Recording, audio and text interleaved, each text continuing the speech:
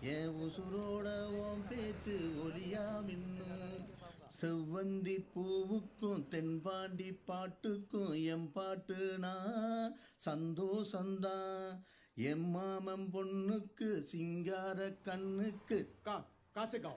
குண்டு குண்டே குண்டு பெண்ணை கூப்பிடுது ரெண்டு கண்ணே கண்ணாடி ரோசாவ மீச குத்தி காயமா அண்ணா ஆவண்ணா அக்கா வச்ச பேருனா का अब हमारे महाराजा का अक्षर से गाना गाएंगे, तो चलो गाओ भाई।